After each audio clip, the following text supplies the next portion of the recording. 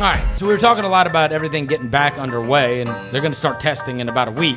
Scoonie Penn is an assistant coach for the Memphis Grizzlies. He is on his way back in town because things are about to get underway. Scoonie, thanks for coming on the show, man. What's up, y'all? Thanks for having me. I appreciate it. Yeah, man. I'm here. Kelsey Wright-Johnson's here. Devin Walker's here. We're all here. All right, so you are headed back in terms of your schedule of things going forward. When do you have to be, quote, at the office and, like, stuff starts getting going in preparation for Disney World? Well, I've been back now for about a month. I just went back to Columbus for weekend. Gotcha.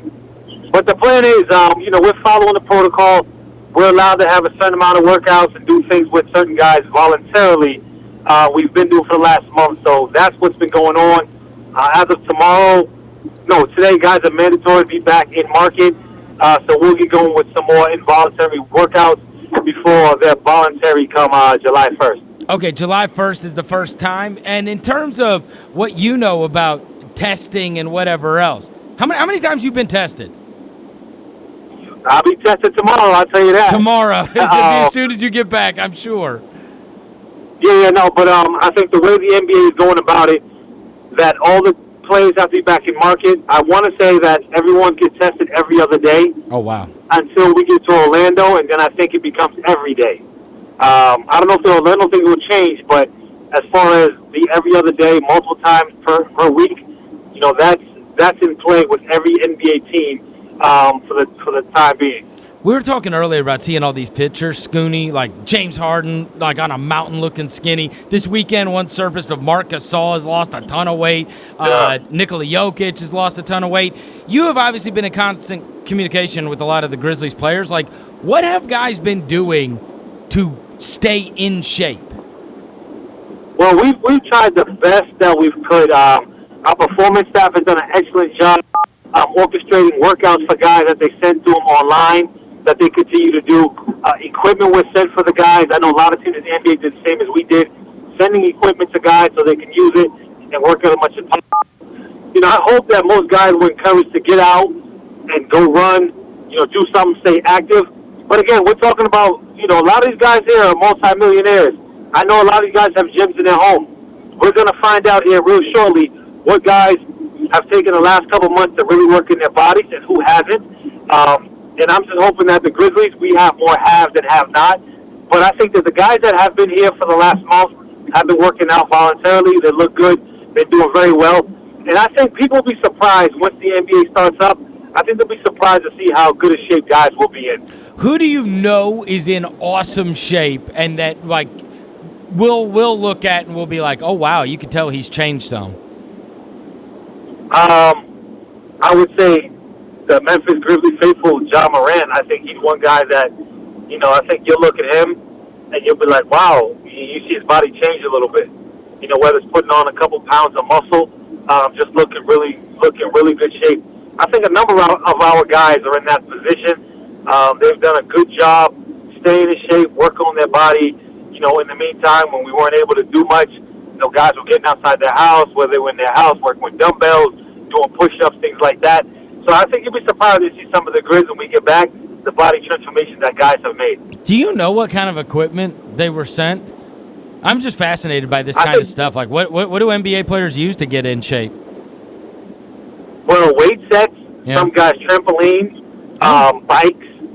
So a number of things. Work on your cardio, muscle, but also there'll be some things like just simple stuff as pads and different elastics to work on your body, so you're stretching and things like that. So it varies from a number of things that were sent to players to work out with. What's been your role in all of this the last 2-3 months? Well, as a coach, our coaching staff, we got together quite a bit. A lot of Zoom meetings. I can't wait till that stuff is over with. I'm tired of Zoom. But it's been a great resource for not only us, but I'm sure everyone across the world has been using it. But just building a relationship with our guys, checking on them, having constant conversation with them when we can on the phone, Zoom meetings, sending guys film to watch, keeping their morale up. But at the same time, as a coach, you want to perfect your craft. We did a lot of film watching, looking at ways that we could get better, watching games in the past, seeing how we get better individually, but also as a staff. Yeah, it all happens so fast, and you move from one game to the next game, to the next city, to the next city. When you have had the opportunity to go back and watch so many tapes, what are the biggest things that stood out to you that you thought, okay, we need to correct this, or maybe we're better at this than I thought we were? Like, just given the opportunity. It's almost like the season was over and you were given this opportunity to reflect, even though you are going to continue to play games with the same roster this year. I think when I watched it, the one thing that stuck out to me was the improvement that we made. You know, we all understand we have a really young team, really inexperienced compared to a lot of teams in the league, but the growth that we made throughout the season was tremendous. You know, and one thing that stuck out as well was on the defensive end. You know we had some trials, tribulations, ups and downs, but the effort that we made, a guy like Jaren Jackson, how much he improved from the beginning of the season to the time we stopped on defense, the way he was challenging shots, just a multiple of guys were just really in tune defensively. And we had a bunch of games where we played some exceptional offensive basketball, and we just hope that we're able to grow on that and continue to build and become better in that as we go along. It is interesting because you want everybody to stay together and you want them to be, in tune with each other because you are going to come back and play games with the same roster. I can only imagine this has been a extreme test. I mean, you've been on teams your whole life, Scoonie. Now you have these guys. They're all on a team, but everybody goes their own separate ways. So in terms of, I know you say you're sick of Zoom, but with the team and them connecting with each other, did at least some of this highlight that some of these guys, and maybe a lot of them, have a real relationship outside of just, hey, we work together?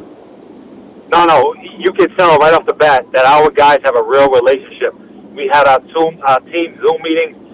You spend the first 20 minutes of just guys talking about each other, cracking jokes, because, of course, the guys didn't have many haircuts, everyone growing beards, but you can tell the genuine love that our guys have for one another. And when you have that, I think it showed on the court first and foremost. But to sit back and just watch these guys operate and watch them talk on Zoom, and then also you talk to some of the other guys, they have their text chain where, they talk all the time and they find out what each other's doing. So the love is there with our guys, and it just came out a little bit more when you had to find other ways to communicate, and our guys did that. Do you feel like there's a lot of added pressure at the end of it, being that when you do come back, you are having like a training camp and practices or whatever, and you've got 8 games. It's almost like a playoffs to make a playoffs that you're walking back into. Yeah, this for everyone. Yeah. Yeah, but I don't think we're going to see this pressure. Not at all. For us, the approach that we'll have is we're just going to go out and have fun. Like, why not enjoy it? We put ourselves in a very good position, with this young team. It's been a fun season. We want to continue it that way. And just go out there and play free. I don't think the pressure lies on us. The pressure lies on a team like the Lakers or the Bucks or the Clippers, the teams that were predicted to get to the finals and talked about to win championships. No one looked at us to be in this position right now, and the fact that we are is a testament to our guys, how well they've worked together, how hard they've worked, and the work that they put in. But at the same time, we've had fun doing it. So let's just continue to have fun, because we all know that this is a game that you love to do. These guys love to play it. The best thing about it is, like, when you played as a kid, you enjoyed it. Well, let's keep that mentality, go out there and play, and have some fun and see where the chips fall. The biggest accusation that was made throughout the season was Winslow, and we never saw him. He was just about to come back. In your estimation, and now obviously you're going to get to see him, it's a real benefit to get a training camp and get him used to everything. But how do you see him fitting in with what you've got going already? I think he's a guy that fits in well. He can do a number of things, and the one thing he can do that you can use on any team, he has size, but he plays defense. He's a good defender, and you can never have too many of those type of guys. But his personality is he's a team guy. So when you have a team guy implemented into your team, that won't be a problem. Yeah, there'll be some minor adjustments. He'll have to get used to his role and get to know the other guys as they play. But I think a lot of teams will be going through that, with just the rust. But the fact that all the teams will be starting on the same playing field, I think that's good for us, and it's good for a guy like Justice. We get him acclimated to what we want to do. Hopefully healthy. He'll be fully healthy and ready to go. And I think the Memphis Grizzlies fans will have a good time watching him play ball. Scoonie, during this last couple of months, everybody, all of us, has gone through extreme bouts of boredom. Just because our life, you can't go anywhere, your lives or whatever. What have you taken up? Have you taken up anything that you didn't do before, or what have you been watching? Oh man, I try to watch everything I could. It got to the point to where you turn on Netflix, and I'm like, well, I've seen all this, and then I go to, HBO to go, and I'm watching these series. Well, that's what I started to watch. A friend of mine put me on to Billions, and I watched Billions. That was big time, man. I love Billions. Was a really good one. But that's what I did. I mainly just had a great time spending. I had to get a lot of time with my kids. That was good. The fact that I was with my son quite a bit, and we were able to get outside, and whether we'd go run, we'd be in the house working out. The kids would watch TV. That's all I really did. I really didn't pick up anything new. Watched a lot of film, and was bored like everyone else. But at the same time, I had a chance to kind of reflect, because a lot of times you don't. We just moving so fast all the time. You don't have a chance to sit back and really just look at life for what it is. And I think that I was able to do that. Probably a lot of other people did the same as I did. What do you think the longest time in your life that you would not been in a gym or around a basketball was? That was it. No. I'm saying before this, like when you were like what? Like probably what? Before this? 5 years old, something, right? Yeah, probably as a kid. I probably went out a little before I started playing, because my whole career when I was playing ball, when the season was over, I would take maybe a week off, especially when I was younger. Then I was right back at it. As I got a little older, it was 2 weeks. But besides that, it was full go. Even though when I stopped playing, I was still around the game in the gym with my kids coming up, and then I played in little leagues around the city and stuff like that. So even when I had a broken ankle before, I was still in the gym shooting free throws or something. So yeah, I would say possibly 2 weeks. So this year was new for me. I was going crazy, and I'm just happy that we're back on the court, and because basketball is life for me, for real. How old's the son? 18. 18? Yep, 18. So is he? Yeah, I got an 18-year-old, a 17, and 15. So is he just through? Did he just graduate? Was that his senior year? Yeah, he's going to prep school. We haven't decided he would go to IMG or Sunrise. He has a lot of Division I offers, so he's continued to work. He was in Memphis with me for a little while. He'll be in Columbus now, so he can train a while before school starts, and we're going to be taking off soon, so he's back in Columbus. Wow. All right. So he's got big. I mean, obviously, it horrible for any of the kids that were seniors, right? Because their senior year got all screwed up. Yeah, It was bad for them. A lot of those kids is really unfortunate. Missing your graduation, and they miss proms, and you figure a lot of kids hurt recruiting wise and things like that. But we just try to keep their spirits up, and I think they handle it pretty well. Can he beat you? I don't know. I'm glad he's not listening now, so I could probably say he probably can beat me. But we haven't played. I stopped playing him a little while ago, and he's always saying, "Come on, Dad, let's play." My thing is, listen, I'm not gonna let you hold nothing over my head. Last time I recall, I was beating you 11-1.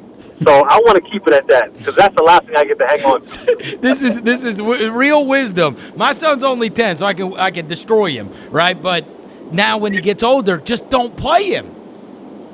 Don't play him. When he's about to start taking off, and you play him one last time, and you beat him real good, then after that, just have a bunch of excuses on why you can't play him. Then before you know it, it'll be over with. He'll start badgering you. But at the end of the day, he'll never be able to say, "Dad, I beat you 1-on-1." So that's the trick. Is he going to be better than you? Yeah, he is. He definitely is. Where he's at now in this stage of his career, he has a lot more skills than I do. He's a computer. He's probably not as tough as I am, because I think our circumstances were very different. I grew up in the park, playing on a playground in Boston, New York in the summer, and you had to learn different, which he didn't. He grew up in the gym playing with referees all the time. But very skillful, good player. But I don't tell him that. I got to keep them hungry. Last thing, and it's on a serious note. You've obviously been aware of everything that's been going on in the news for the last several weeks. The NBA players and the Players Association, as well as the NBA, have taken all of the social activism very, very seriously and have put that as a priority. If the NBA is to return to play, that they want to be an agent for change. As you, as part of the league, have taken everything in and seen players react and seen their willingness to participate in activism, and then kind of think about how the NBA can use a stage upon its return, what goes through your head? Let's do it. What goes through my head is, I know that some players don't want to play. They're talking about, will it interrupt, what's going on now. My argument is the platform that the NBA will have will be a great platform to use. I hope the guys use it to the fullest of their extent. Whenever they get a chance to open their mouth, to mention it, to talk about it, because it's a serious problem. And me being a black man here, 43 years old, I had a chance to talk to our team about it a little bit, and I've seen a lot.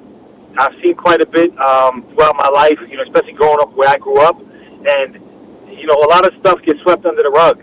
That time is past now. We need change, and we're not waiting on change. Change needs to be starts now. And for our guys in the NBA with their platform, every opportunity they get to show it or speak about it, we need to make people aware of it. We need to educate as much as possible, because without education, a lot of people just don't know. They don't understand. And racism is something that we need to abolish at all, get it out at any cost. So I think the NBA will do its job. The coaches, the NBA as a whole, I think will do a great job. Last thing, because you talked about being a father, and there are so many that are fathers, and I'm very fascinated by that have young African-American kids that they're having to talk to about everything that has gone on. Probably the most serious conversations you've ever had with your son and your kids. What has that been like over the course of the last month when you've had the conversations with your children about the state of the world right now, what they're seeing with protests going on in all different cities and all manner of countries, and then kind of, I know the way kids are, what they're taking in on social media, etc.? Yeah, so for me, this isn't new. I've had these talks with my kids for years now. My son is 18. We've been having these talks since he was probably 10 years old. Wow. Reason being is because we live in a nice neighborhood in Columbus, Ohio, and there's very few black people. And I always had to make him aware of what could happen. My kids, we would always sit down and we'd watch films. We'd watch The 13th. We'd watch A Time to Kill. We'd watch Rosewood. I watched these things with my kids for a reason, and after we would stop and have conversations. My kids are very in tune to what's going on. My 15-year-old, she knows what's going on. They post things. They're really for the cause. They want to speak out. They want to do more. It's just something that I've always felt deeply about, and I've always known what America has been. So it wasn't because of this incident that I need to start talking to my kid about it. And I think a lot of my friends and other black people that I know, these conversations have been going on for a very long time, and they need to continue to go on. But it's sad to say that I had to speak to my 10-year-old about walking down the street, make sure he present himself a certain way, even to the fact that I told him when at a certain time he was never allowed to walk down the street with him and 3 of his other black friends in the neighborhood. I just didn't want that. I was, because of what it may look like, that there's 4 black kids walking in a pretty nice neighborhood at night, whether we're going to a friend's house or each other's house or whatever. I was like, no, I'll take you. We're not going to try to walk to the store or something. I'll give you a ride. Just because of incidents that happened in the past, like the Trayvon Martin one. And the kids know about it. He knows about it. My kids know about it very well. And you try your best as a parent to avoid these, because the worst thing ever happens is you imagine something like that happens to your kid. How do you live with yourself after that as a parent? It's tough. And so when you say you've been talking about this for so long with them, I don't know how you feel, Scoonie, but I know that the older generation always thinks less of the next generation, right? But I have been so wildly impressed with young people throughout this entire thing. Yes. And I really do. Oh, my goodness. I really do think that they are going to be extreme agents for change going forward, because they don't, the farther you get separated from people that had hate in their heart, it's such a foreign thing to them, and so that outrage that they feel is so real because they don't, right? And I do think they use these platforms, and they're just so much more cognizant of what's going on than I was when I was a kid, for sure. I'm so impressed with this generation. You know, this generation of teenagers to the ones in their 20s in college, the early 20s, they are remarkable.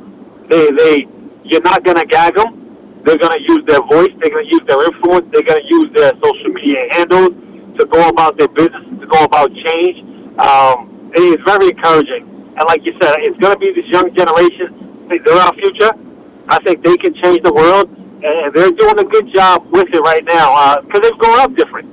Even more so now than it was when I was a kid, probably you was a kid.